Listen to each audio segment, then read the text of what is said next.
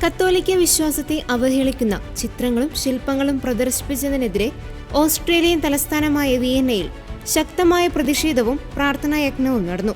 Dissolves their in build മച്ചൻ എന്ന തലക്കെട്ടിലുള്ള കലാപ്രദർശനമാണ് വിവാദങ്ങൾക്ക് തിരികൊളുത്തിയത്.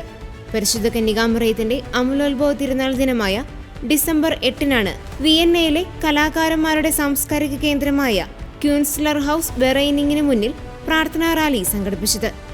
പ്രദർശനത്തിൽ ക്രിസ്തുവിനെ പരിഹസിക്കുന്ന രീതിയിൽ കുരിശിൽ തറച്ച നിലയിലുള്ള ഒരു പച്ചത്തവളയുടെ ശില്പം, കന്യകാമറിയത്തെ താടിയുള്ള ഒരു ട്രാൻസ്ജെൻഡർ വ്യക്തിയായി ചിത്രീകരിച്ച് കുട്ടിയെ കയ്യിലെടുത്ത് നിൽക്കുന്ന ചിത്രം എന്നീ 2 പ്രധാന കലാസൃഷ്ടികളാണ് പ്രതിഷേധത്തിന് കാരണമായത്.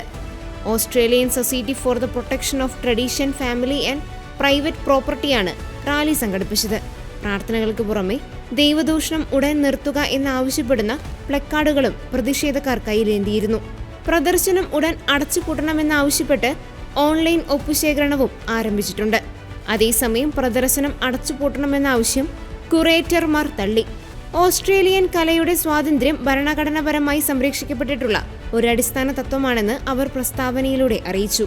മതവിശ്വാസങ്ങളെ വ്രണപ്പെടുത്താൻ തങ്ങൾ ഉദ്ദേശിച്ചിട്ടില്ലെന്നും പല ക്രിസ്ത്യാനികളും മുതിർന്ന കത്തോലിക്ക വൈദികരും ഉൾപ്പെടെയുള്ള നിരവധി സന്ദർശകർക്ക് ഈ പ്രദർശനം ഇഷ്ടപ്പെട്ടതായും ക്യൂറേറ്റർമാർ അവകാശപ്പെട്ടു.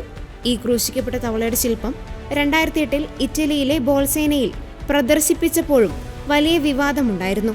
അന്ന് ബെനഡിക്ട് 16-ാമൻ മാർപ്പാപ്പ ഈ വിഷയത്തിൽ ഇടപെടുകയും ഈ സൃഷ്ടി കുരിശിനെ ദൈവസ്നേഹത്തിന്റെ പ്രതീകമായി കാണുന്നവരുടെ മതവികാരങ്ങളെ വ്രണപ്പെടുത്തുന്നുവെന്ന് ചൂണ്ടിക്കാട്ടി പ്രതികരിക്കുകയും ചെയ്തിരുന്നു.